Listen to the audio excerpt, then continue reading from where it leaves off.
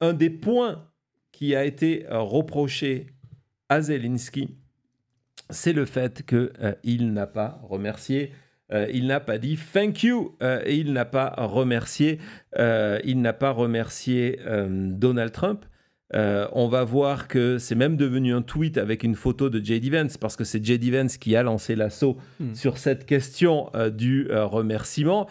Donc voilà, photo de J.D. Vance déterminé plus que jamais, en se tenant bien droit sur son fauteuil. Have you said thank you once? Est-ce que vous avez dit merci une seule fois? Alors, Marco Rubio est allé sur CNN, lui il n'est pas allé que sur Fox News, d'ailleurs sur Fox News aussi, est allé sur CNN où justement CNN l'a confronté à un montage de moments où Zelensky a remercié l'Amérique. On regarde cet extrait. Vice President Vance was criticizing Zelensky for not saying thank you specifically during that meeting, those 40 to 50 minutes that we were in the Oval Office. But certainly, you know very well, Secretary Rubio, your time as a senator here in Washington, that whenever Zelensky has come to Washington before, he has very much expressed that kind of gratitude. Just listen to this.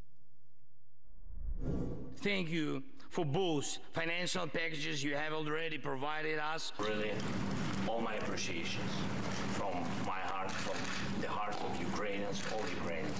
So what can I say to American people in English? My English is poor. To say all my messages and all my thanks to you. And thank you very much for supporting us, our people. Thank you, United States. Thank you, America. Ukraine is grateful to the United States for its overwhelming support. Do you think you can make the argument that he hasn't said thank you? Well, I think the vice president said he hadn't said it today. He hadn't heard it today in that meeting, and we were hoping that meeting would begin by thank you for everything you've done for us. We wouldn't be where we are today without you. We wouldn't even have a chance to negotiate a peace without the help you gave us. By the way, without the help you gave us when you were president in the first term, because President Obama refused to provide them. Donc voilà, élément de langage, il n'a pas dit merci quand on leur montre, il n'a jamais remercié les États-Unis. Quand on montre ce montage qui aurait pu continuer pendant longtemps de Zelensky en train de remercier les États-Unis, on explique non, mais ce n'est pas hier, pendant le meeting, il n'a pas remercié le président Trump. On va le voir chez Jesse Waters encore, on retourne à Jesse Waters avec Miller. C'est justement un des points mis en avant, c'est un des axes de défense de l'administration Trump. Vas-y Thomas, c'est parti. The fact that he didn't do that kind of scares me. He couldn't even say thank you. No. Just couldn't say thank you. Thank you, America. And that's like diplomacy 101. That's what they tell you to say on the plane. You're about to meet the president. He loves to hear thank you. The American people need to hear that. Say that right away. But I mean, it was not just that, though. There were many remarkable and disturbing things that Zelensky said. He repeatedly rejected President Trump's statement. Voilà, il n'a jamais dit merci, et c'est la première chose qu'il aurait dû dire, Donc, ce que j'ai fait, je suis retourné à l'intégralité de cette séquence vidéo qui commence par un monologue, c'est normal, il reçoit le président Trump qui parle pendant 3 minutes pour expliquer ce qui va se passer, et puis, au bout de 3 minutes, on passe la parole pour la première fois à Zelensky. On va écouter Zelensky. We have something that is a very fair deal, and we look forward to getting in and digging and working and getting some of the rare earth. But it means we're going to be inside, and it's a big commitment from the United States, and we appreciate working with you very much, and we will continue to do that. We have had some very good discussions with Russia. I spoke with President Putin, and we're going to try and bring this to a close. It's something that you want and that he wants. We have to negotiate a deal, but we've started the confines of a deal, and I think something can happen right after lunch, and we'll be having lunch together. We're also discussing some other things, and we appreciate everybody being here. It's somewhat of an exciting moment, but the really exciting moment is when they stop the shooting and we end up with a deal. And I think we're fairly close to getting that, and an honor to have you. And please, I'd like to say something. No, thank you so much, Mr. President. thank you for invitation. And really, I hope that this. Voilà, donc il commence, premier mot de Zelensky. Merci, Monsieur le Président. Merci pour l'invitation. Donc ça en fait 2. Et puis, tout le long de ces 46 minutes qu'on durait avant, évidemment, d'arriver à ce moment-là, au moment où le feu est mis aux poudres, il y a si le mot « thank you » n'est pas utilisé, il y a un hommage rendu par Zelensky aux États-Unis en expliquant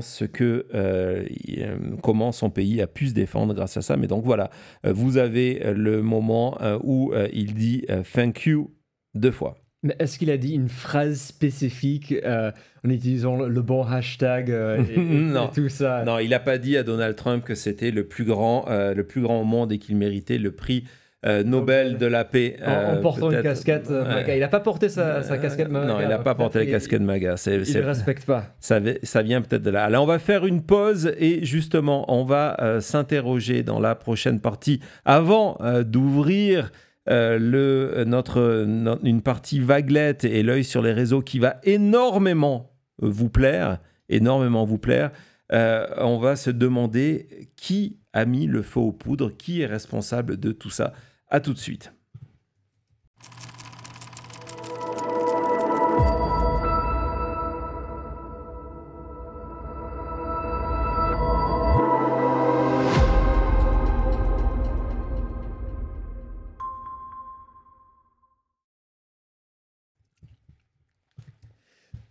Défi après défi, vous nous étonnez, vous nous épatez. Donc, merci beaucoup. On a dépassé les 660 pouces. On est sur le bon chemin pour les 700. Wow. Donc, merci. Et on continue avec les merci. Un énorme merci pour Isabella, non seulement pour son doublé, mais ce magnifique soutien. Merci beaucoup. Encore une fois, Isabella, pour ton soutien. Voilà, mais formidable. Merci beaucoup, Isabella. Merci tout le monde. Vous êtes très nombreux aujourd'hui à être présents et à nous soutenir. Donc, on va revenir sur cette question de savoir qui est à l'origine de ce qui s'est passé. Est-ce que c'est Zelensky? Est-ce que c'est Trump? Est-ce que c'est Vance? Et vous allez voir, c'est extrêmement clair.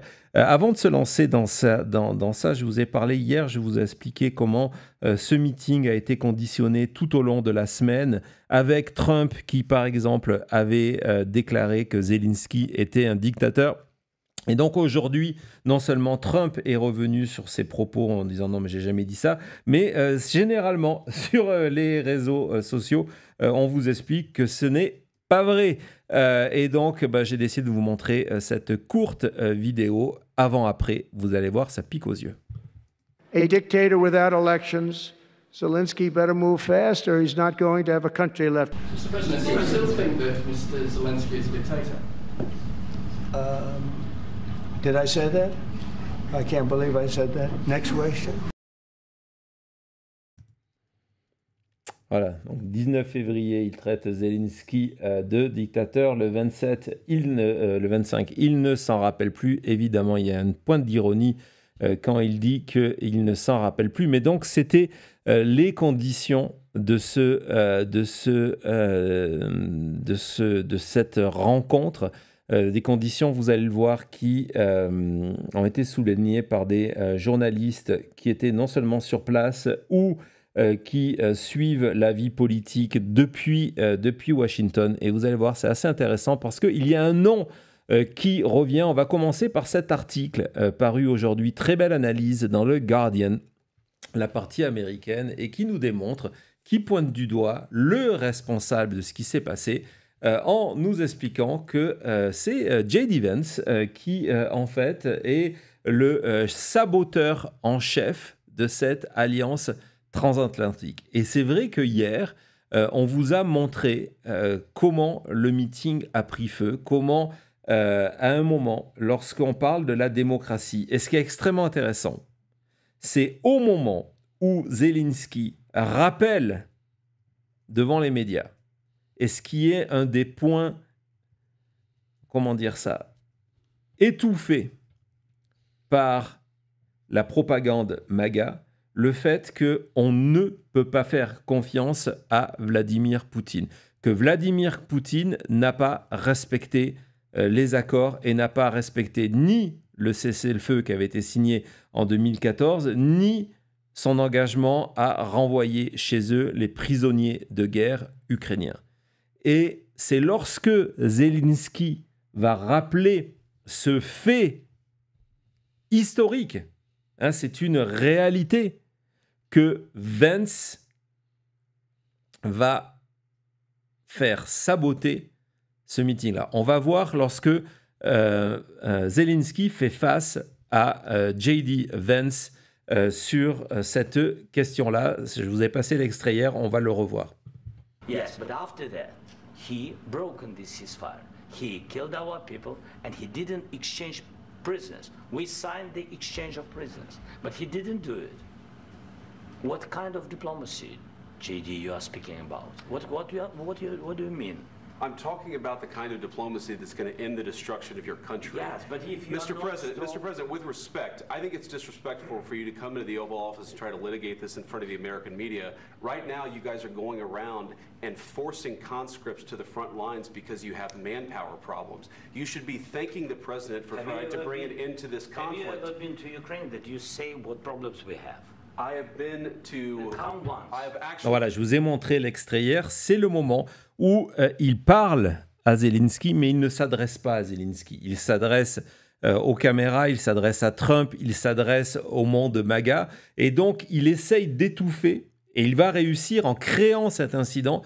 Il va empêcher que Zelensky développe ce point-là sur le fait qu'on ne peut pas faire confiance à Poutine. Et vous allez voir, on va continuer dans ce formidable article que je vous conseille de Andrew Roth sur The Guardian US, qui rappelle tout ça, que c'est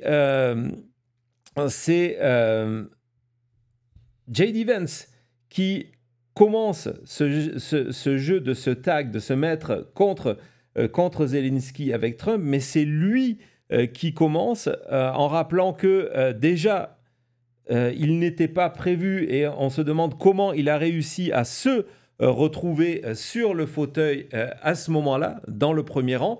On continue l'article, on découvre que, évidemment, c'est... Vas-y Thomas, l'extrait suivant, ça arrive, ne vous inquiétez pas.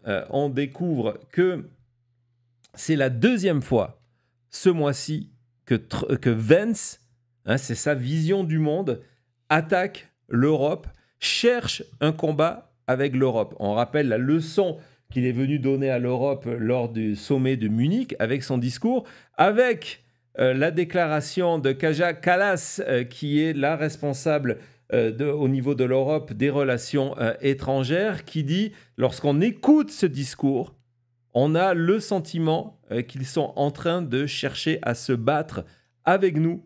On ne veut pas se battre avec nos amis. Et l'article continue, mais vendredi, voilà,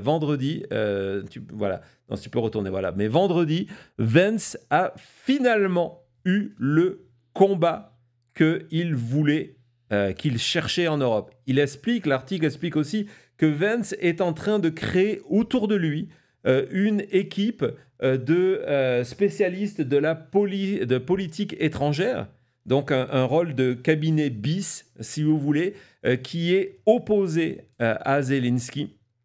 Et que donc, voilà le danger qui est en train de se jouer. On continue cet article vraiment formidable. Là, il n'y a aucun doute. Il explique que donc c'est un journaliste, un envoyé permanent à Washington, que toute la semaine, à Washington, il y a eu cette rumeur que les États-Unis cherchaient une excuse, un prétexte pour détruire leur relation avec l'Ukraine.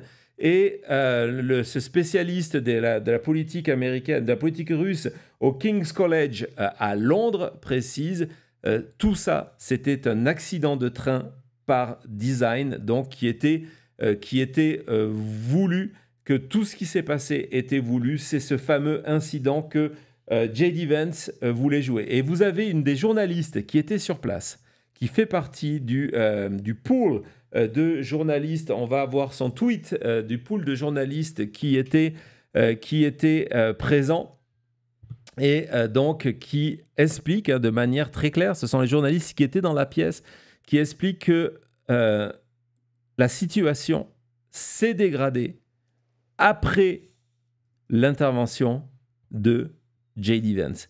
C'est J.D. Vance qui est à l'origine, c'est pas Trump qui a commencé, il faut le préciser, ce n'est pas Trump qui a commencé, ce n'est pas Zelensky qui a commencé, c'est J.D. Vance qui s'implique actuellement au sein de la politique étrangère et qui tient des positions pro-russes encore peut-être plus fortes que celles de Trump. C'est quelque chose qu'on avait dit dans la campagne, que Vance était probablement plus dangereux que Trump. Mais je crois qu'on ne s'attendait pas de voir Vance autant impliqué si tôt dans la présidence Trump. N'oubliez pas, ça fait à peine un mois que Trump est au pouvoir. De voir Vance comme son espèce de chien d'attaque, ça c'est normal, mais de voir ses rapports, donc Vance prépare ses propres équipes et tout ça, moi je suis surpris de voir Vance autant impliqué si tôt. Et d'ailleurs, non, je suis d'accord avec toi, et d'ailleurs ce qui a été intéressant, c'est que d'un côté, on avait Rubio qui est à côté de Vance, qui s'enfonçait dans son fauteuil et qui n'a rien dit. Et puis Vance qui, lui, n'arrêtait pas de se tourner vers les caméras et vers les conseillers de Trump avec ce smug, ce sourire sur le visage. Il était en train de réussir. Et je vais vous montrer une image qu'on n'a pas trop vue, qui est la fin du meeting. La fin, au moment où toutes ces personnes vont se séparer. Après ce moment de dispute, vous allez voir Zelensky et vous allez voir regarder Vance vers Trump.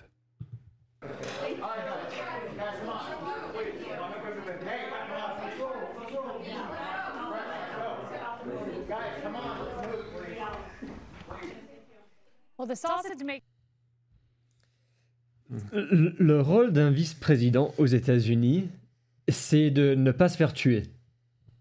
Non, mais c'est littéralement juste d'être là au cas où qu'on a besoin d'un président si le président décède.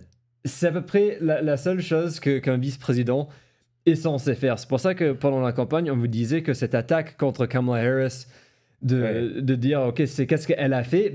tu peux regarder tous les vice-présidents, il n'y en a quasiment aucun qui a fait quoi que ce soit. Et en plus, on ne pourrait même pas nommer un tiers ou 10% des vice-présidents parce que c'est comme ça. C'est leur fonction d'être dans l'ordre. Là, il n'est pas dans... Là, il sort de la ligne, il sort de ce qu'il devrait faire. Et même quand on le voit déjà habillé exactement comme Trump, de se mettre juste à côté et tout ça, c'est vraiment fou de voir quelqu'un qui abuse un peu de Trump, en fait, qui sait que la place est à prendre. Et c'est pour ça qu'on a vu que Trump disait qu'il n'est pas certain si c'est à Vance de reprendre le mouvement MAGA, qu'il y a des tensions entre les deux. C'est un autre débat, mais là, je pense qu'il a montré que c'était lui.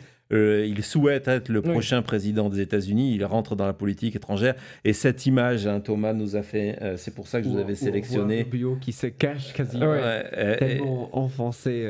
Et donc, vous avez lui qui va toucher Trump, mais d'une manière pour l'encourager, pour le remercier, pour le féliciter et le consoler quelque part. Il y a cette notion-là, si tu peux passer l'image, voilà, allez, c'est bien, tu as bien fait ton boulot, etc. Tu es dans le bon camp. Ce sont des images que l'on n'a jamais vues. Non, et quand il commence cette provocation, il charge Zelensky de vouloir faire cette attaque contre les États-Unis devant les caméras. Lui-même est devant les caméras. Oui, et pas juste ça, mais je crois pas que c'était Zelensky qui disait « je voudrais avoir cette réunion ». Non, bien sûr, c'est pas lui qui a décidé ça. Mais la manière dont Vance le dit, c'est comme si c'était Zelensky qui avait tout mis ça en place et c'est Vance qui vient, le brave petit soldat, pour sauver les États-Unis. Exactement. Donc, un rôle extrêmement important de J.D. Vance. À tes souhaits, Thomas. Un rôle extrêmement important de J.D. Vance dans ce qui s'est déroulé hier. Et puis, ça tombe bien parce qu'on va ouvrir enfin notre tout petit aujourd'hui, journal des vaguelettes. Et vous allez voir, il est question de Vance et de Musk. À tout de suite.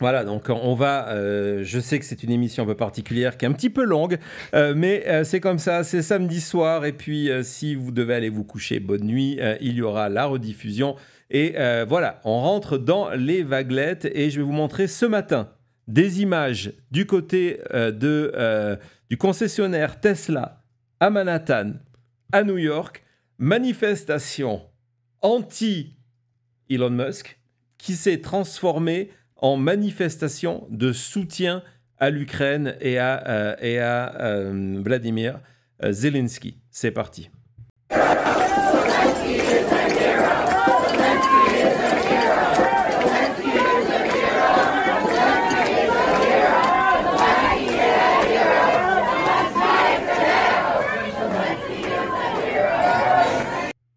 Voilà, Zelensky est un héros, Zelensky is a hero. Donc ça, c'est du côté de New York. Mais la plus belle histoire, et on va retrouver J.D. Vance, va se jouer du côté du Vermont. C'est le week-end, et J.D. Vance, en famille, a décidé d'aller faire quoi ? D'aller skier. On va regarder le sujet qui est passé ce matin sur Fox News, et vous allez voir, ces projets de vacances ne se sont pas déroulés comme prévu grâce à des vaguelettes. Vas-y Thomas.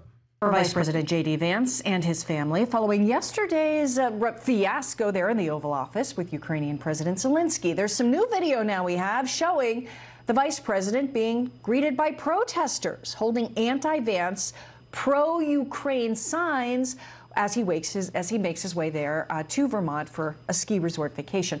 More protesters met the Vance family outside of the resort, and the family ultimately had to move to an undisclosed location.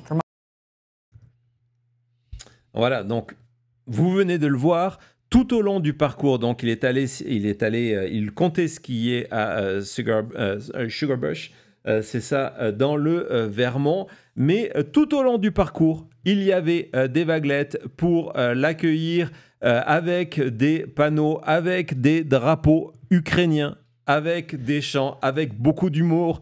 Et Vance skie en jean. Et puis surtout, ce qui s'est passé lorsqu'ils sont arrivés enfin au pied des pistes, en fait, il y avait tellement de manifestants dans celui-ci avec ce panneau « Vance est un traître, va skier en Russie ».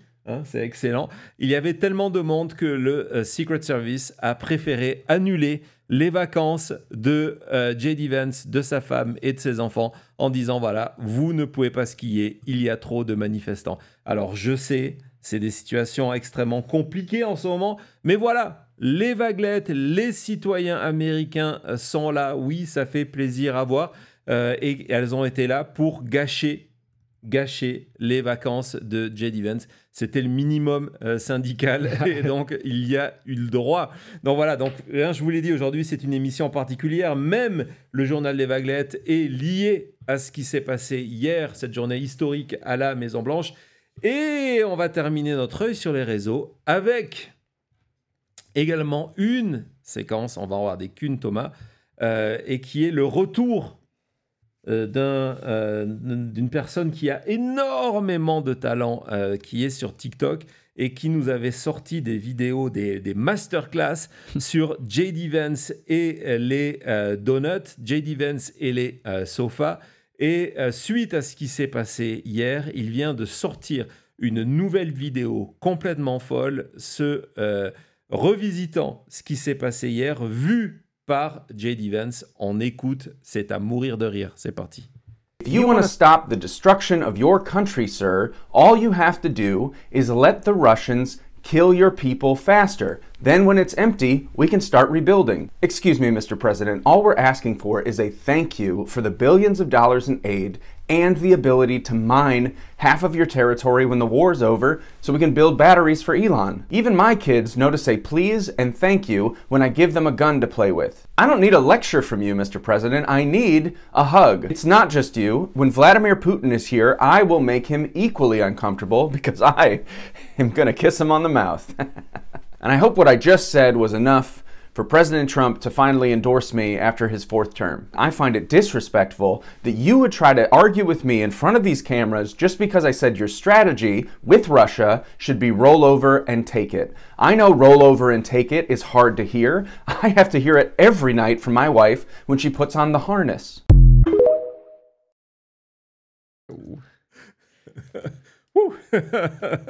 Bon, en tout cas, c'était pas mal, avec plein de points intéressants. Le fait, comme Cody nous l'avait souligné, que Trump ne le soutenait pas encore dans 4 ans, mais qu'il espérait avoir gagné suffisamment de points. Le fait que si Zelensky voulait la paix le plus rapidement possible, il suffisait que tout le monde se fasse tuer là-bas, et que Zelensky doive donner 50% de ses minéraux rares pour permettre à Elon Musk de faire ses batteries. Ouais, Jacques, c'est trop fort. Énorme talent. Donc voilà, je voulais conclure cette émission spéciale, émission spéciale, avec le sourire quand même, et vous montrer ce moment-là. Allez, on fait une dernière pause et on se retrouve pour se dire au revoir et pour vous remercier. À tout de suite.